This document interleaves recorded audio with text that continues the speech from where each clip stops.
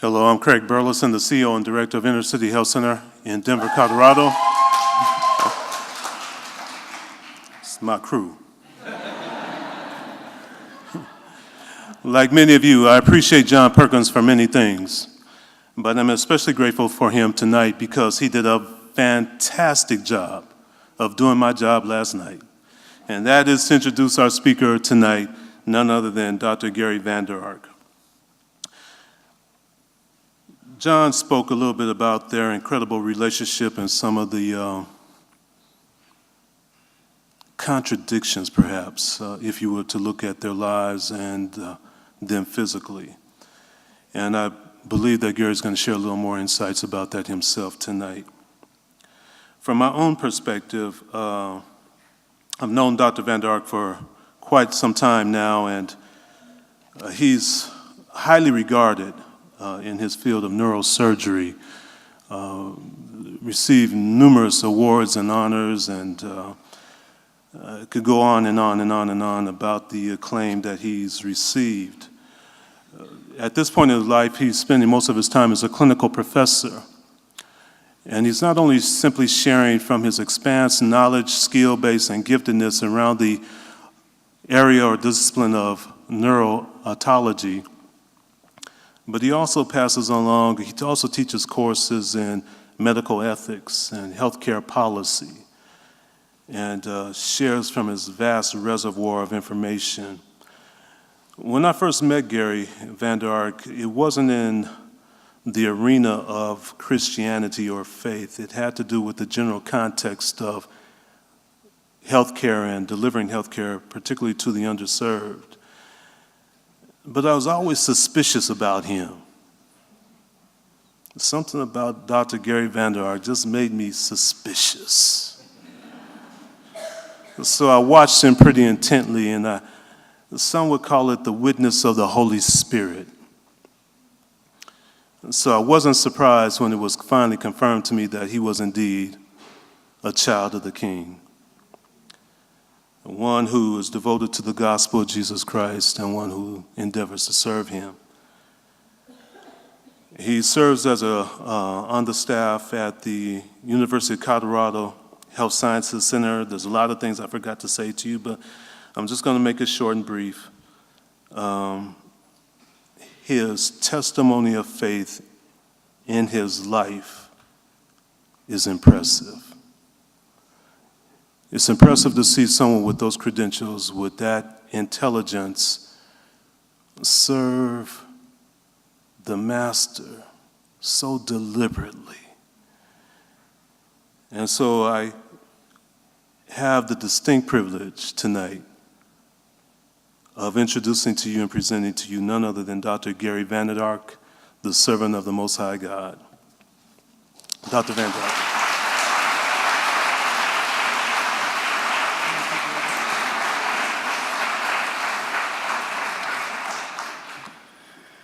Oh, I am delighted to finally be at a CCHF meeting. You are wonderful. I begin with an apology. Last night, Bob Sason read from Isaiah 58, and I'm going to do it again tonight. But then John Perkins said, we have to pay attention to Isaiah. So here goes. Is not this the kind of fasting I have required? To loose the chains of injustice and untie the cords of the yoke, to set the oppressed free and break every yoke.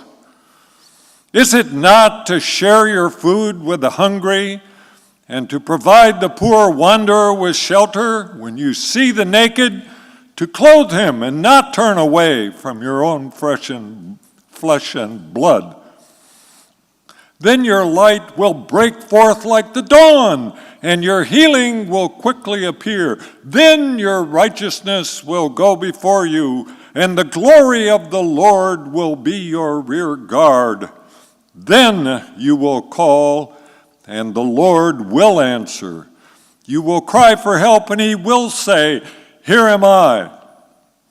if you do away with the yoke of oppression, with pointing the finger and malicious talk, and if you spend yourself on behalf of the hungry and satisfy the needs of the oppressed, then your light will rise in the darkness and your night will become like noonday. The Lord will guide you always. He will satisfy your needs in a sun-scorched land and will strengthen your frame. You will be like a well-watered garden, like a spring whose waters never fail. Your people will rebuild the ancient ruins and will raise up the age-old foundations. You will be called repairer of broken walls, restorer of streets with dwellings. I also begin with this ancient prayer.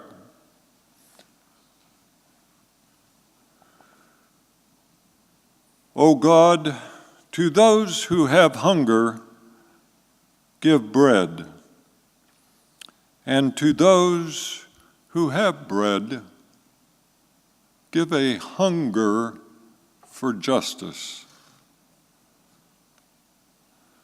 Justice. The Bible is filled with talk about justice from cover to cover. Our God is a just God, and He expects us to carry out judgment, to carry out justice.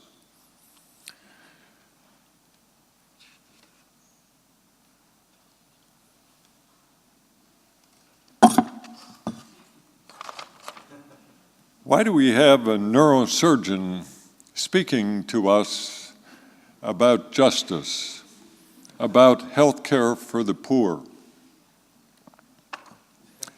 I need to tell you some stories to begin with. Back in 1972, a young pediatrician returned from Korea, where he'd been a missionary. He went to the University of Minnesota to get his master's degree in public health.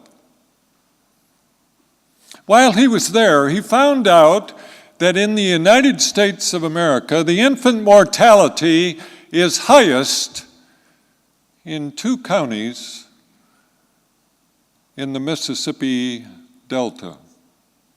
You'll be shocked to know that they happen to be the same 2 counties that have the lowest per capita income of any place in the United States. At that time, I was serving on the board of directors of the Luke Society. And that pediatrician, Peter Bolins, called and said, "Would you send me to establish a clinic in Mississippi?" We said, "Well, what would you need, Pete?" He said, "Well, there'll be some startup costs, and I'd like a double-wide house trailer." So we said, "Sure."